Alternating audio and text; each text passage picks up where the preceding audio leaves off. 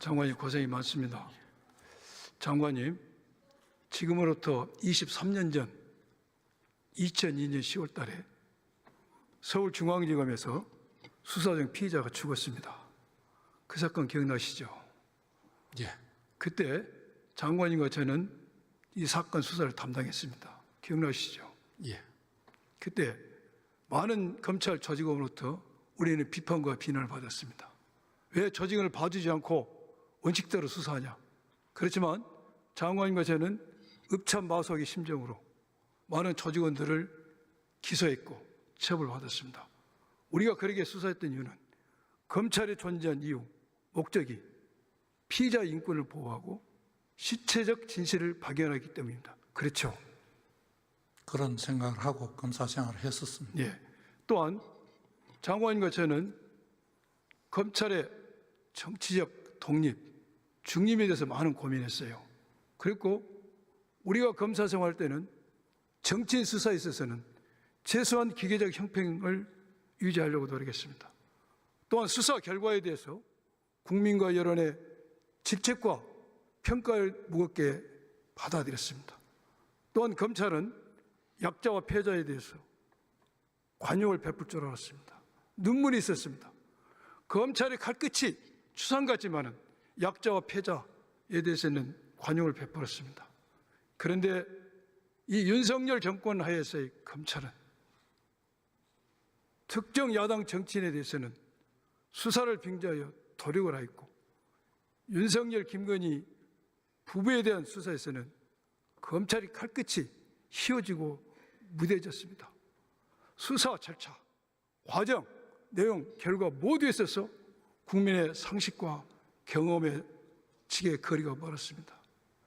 검찰의 칼끝은 국민의 비판과 여론에 대한 두려움도 없었고 보이지 않았고, 또한 약자나 패자에 대한 관용도 눈물도 없었습니다. 오직 윤석열, 김건희 부부에 대한 충성심만이 보였습니다. 더 나아가 현재 내란이 발생한 후 내란죄 수사에 있어서 검찰은 내란죄 주체가 아니라 내란죄 공범인가 아닌가 하는 국민으로부터 많은 의심을 받고 있습니다. 검찰이 들어보세요. 검찰이 어쩌다 이런 평가를 받게 됐는지 매우 격탄스럽습니다. 저는 검찰과 대척점에 있는 더불어민주당 국회의원이지만 검찰에 오래 근무했던 사람으로서 검찰이 국민의 검찰로 돌아가기를 애간장을 탄의 심정으로 간절히 부탁드립니다. 장관님, 검찰을 국민의 검찰로 돌릴 수 있도록 하실 수 있죠. 도와주십시오. 꼭 그러게 되길 바랍니다. 장관님은 탄핵이 됐다가 복귀가 됐습니다. 탄핵 기간 동안에 탄핵을 발의해서 소추했던 야당에 대해서 많이 서운해하셨을 겁니다. 그 인지상정입니다. 그런데 윤석열 정권 하에서 이 정권은 41번에 걸친 거부권 행사를 했습니다. 의회를 무시했습니다. 야당을 정치적 파트너로 인정하지 않았습니다. 독선을 벌였습니다. 또한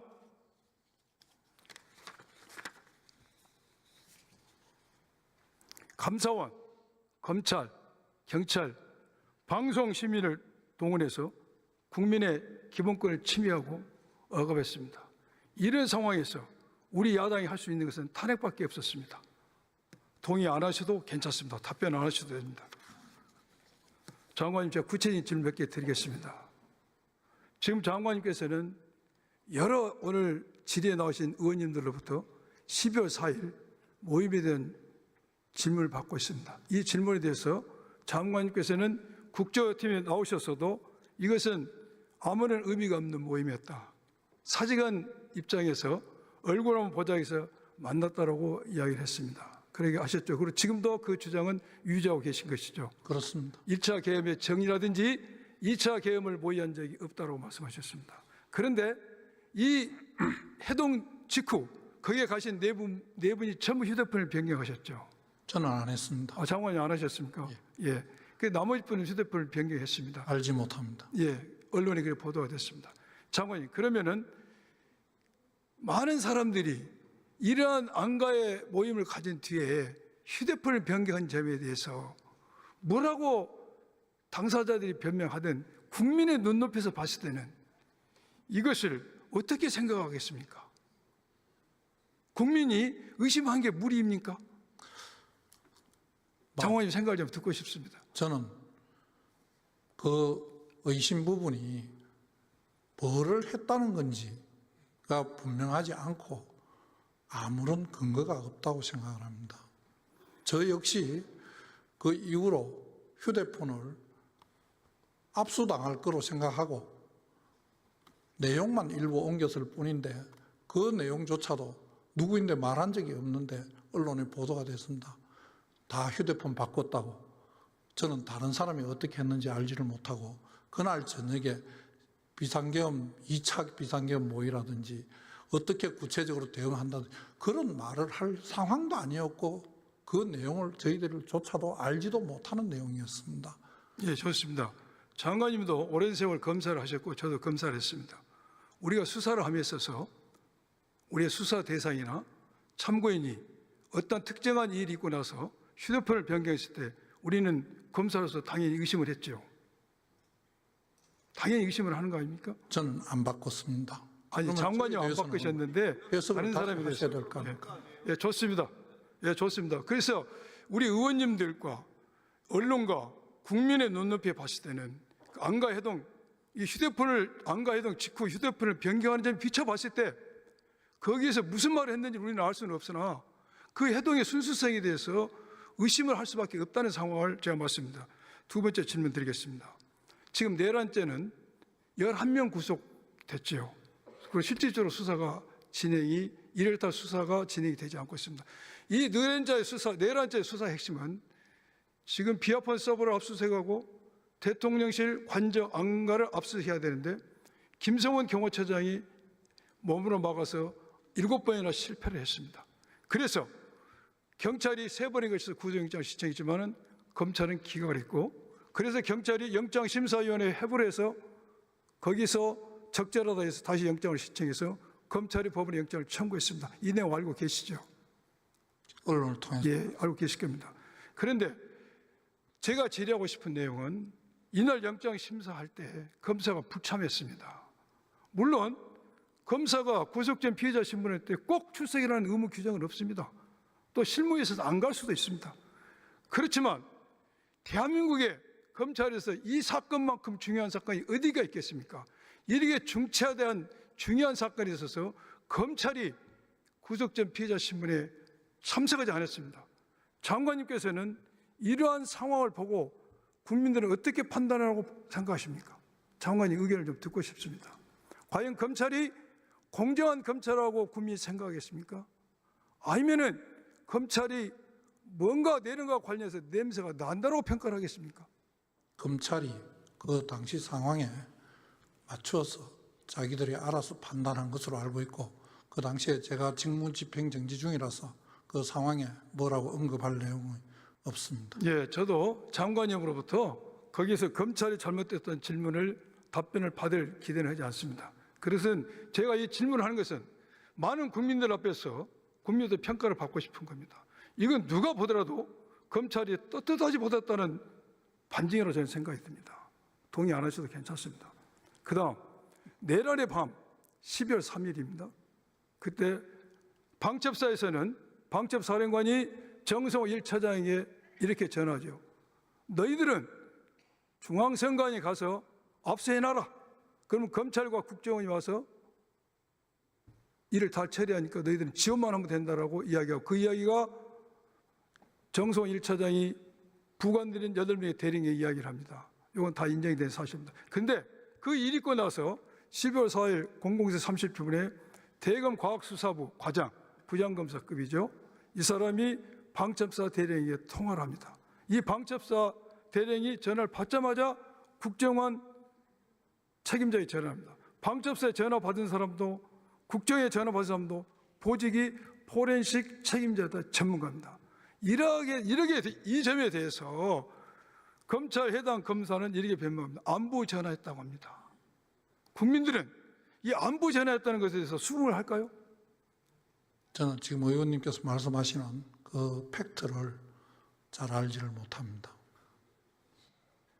그래 모를 수도 있습니다.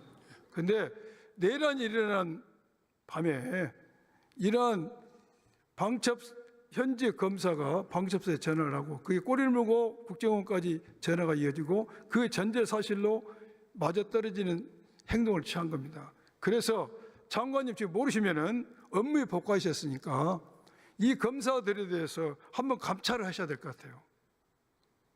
지금 모르신다니까 한번 확인하셔서 이 부분에 대해서 감찰을 하는 게 이분들이 정말로 내란에 관련되어 있는지 아닌지를 확인할 필요가 있을 것 같습니다. 감찰 한번 해보시죠. 어떻게 생각하고 계십니까? 무슨 내용 말씀하신지는 알겠는데 예. 그 내용이 내란죄로 볼 만한 혐의가 되는지에 대해서는 저는 지금 퍼뜩 생각이 잘 안 듭니다. 예. 의원님 말씀하신 내용을 참고해서 제가 무슨 일이 있었는지를 다시 한번 확인해 보겠습니다. 확인해 보시고 여기서 적절한 대처가 필요하다고 생각해요. 지금은 그런 과정에 있는 그 내란과 관련된 수사에 대해서는 법무부와 제 입장에서는 전혀 관여하지 않고 있어서 그 내용을 지금 모른다 그런 입장이고, 제가 지금 그걸 확인하겠다고 하면 또 수사팀에서는 장관이 수사에 관여한다, 개입한다는 평을 들을 수가 있을 것 같습니다. 이건 중요한 부분이니까 한번 확인해 보시기를 제가 부탁드립니다. 수사팀에서 확인할 거라고 예. 생각합니다. 그리고 오늘 또 여러 번 질의가 나왔습니다. 지기현 판사가 기상천외한 구속기간 산정에 대해서 날이 아닌 시간으로 계산해서 석방을 했습니다. 여기에 대해서 검찰은 즉시 항고 보기서를 접수하지도 않고 즉시 항고할 수 있는 기간이 도래되기 전에 구속 취소를 했습니다. 그리고 나서 일선에서는 다시 날로 구속기간을 계산하라고 지침을 내렸습니다. 이와 관련해서 오늘 장관님께서도 답변을 이렇게 하셨습니다. 구속 취소에 위헌 가능성이 있기 때문에 그렇게 한 걸로 안다라고 답변하셨죠. 그 석방 구속 취소 결정에 두 가지 이유가 있는데 그 이유 때문에 그대로 구속을 유지한다면 앞에 보석과 관련된 거, 구속 집행정지와 관련된 헌재와 법원의 판결 취지에 비추어 보면 구속 상태를 유지하는 것이 불법 구속이라는 혐의를 벗을 수가 없는 경우가 생길 수 있다. 그러면 일단 석방하고 본안 재판 내에서 그 구속의 적부성, 그 다음에 수사권 존부에 대한 적법성에 대한 걸 다투는 게 맞겠다. 이런 생각을 밖에 있으면서 저 했습니다. 좋아요. 저희들이 100번, 1000번 양보하겠습니다. 그렇지만은 천대엽 법원 행정처장도 상급심의 판단을 받아볼 필요가 있는 사안이라고 이야기했고, 또한 지기현 판사 역시도 그 결정문의 행간의 뜻을 보면은 상급심 판단을 당연히 있으리라는 기대하에 그런 결정을 했습니다. 그런데 이제 다 지나간 일입니다. 남은 과정에 보통 항고가 있습니다. 검찰은 보통 항고를 할 수 있음에도 불구하고 즉시 항고를 할 수 있는 사안은 보통 항고를 할 수 없다면서 안 하고 있습니다. 자, 보통 항고가 가능한지 불가능한지는 해봐야 할 거 아닙니까? 그래서 제가 잠깐만요. 예. 그래서 그번에 대해서 장관님께 제가 말씀드리고 싶은 것은 지금이라도 그 구속 취소에 대해서 법률상 보통 항고로 쓰겠습니다. 그래서 보통 항고를 해서 상급심 판단을 받아볼 필요가 있다는 생각이 듭니다. 장관님 말씀해 주십시오. 의원님과 비슷한 생각을 저도 밖에 직무정지 상태에서 했습니다만 그 검찰에서 보통 항고를 하지 않는 이유가 뭔지는 제가 정확하게 알지를 못합니다. 그 내용은 제가 한번 확인해 보겠습니다. 한번 장관님께서 그 부분을 확인하셔서 보통 항고를 하시기를 제가 부탁드립니다. 자, 다음은 명태균 게이트에서 제가 질의 좀 하겠습니다. 지금 장관님도 수사를 하시고 저도 수사했습니다. 윤석열 전 대통령과 김건희 여사가 공천에 개입했다는 증거는 이미 육성 녹음 파일에 나왔고 작년 12월 4일 창원지검 작성된 수사 보고에 보면은 더 이상의 증거가 필요 없습니다. 무슨 더 증거가 필요할까요? 그런데 검찰은 김건희 여사에 대해서 소환을 하지 않았습니다. 또한 창원지검에서 2월 17일 이 사건을 중앙지검으로 보내면서 이렇게 이야기합니다. 100명을 조사했다. 관련자가 전부 서울에 있더라. 그래서 마지막 단계에서 김건희 여사 부분에 대해서 서울대 사건이 발생하겠습니다. 어떻게 이게 수사의 원칙상 가능합니까? 처음부터 조사할 때 사람이 100명이 중앙지검 관할이 창원지검 관할이 아니었다면 처음부터 중앙지검 보냈어요. 마지막 단계에서 관련자 100명이 전부 서울이기 때문에 김건희 여사 사건을 중앙지검 보냈습니다. 이것은 국민을 무시하는 처사입니다. 여기도 제가 양보하겠습니다. 그래서 2월 17일 중앙지검 사건이 발생 오늘로서 2달이 됐습니다. 아직까지도 김건희 여사 소환했다는 말이 없습니다. 왜 검찰은 김건희 여사 발각하면 이렇게 쉬워지는 겁니까? 검찰에서 원칙에 따라서 수사를 진행할 것으로 알고 있습니다. 예, 좋습니다. 또 하나, 윤석열 전직 대통령은 공직선거법 관한 공소시효는 2002년 3월 9일부터 3월 10일부터 진행돼서 5월 9일자로서 2개월이 지나갔죠. 아시죠? 지금 재직 기간 중 제외하면 2002년 3월 10일부터 5월 9일까지 2개월이 지났고 다시 공소시효가 언제부터 진행됩니까? 금년 4월 4일부터 진행됩니다. 그래서 8월 3일에는 공소시효가 만료됩니다. 공직선거법에 관한 사건은. 그런데 지금 곧 공소시효가 만료될 8월 4일에 만료될 사건들이 많습니다. 장관님 제가 부탁드립니다.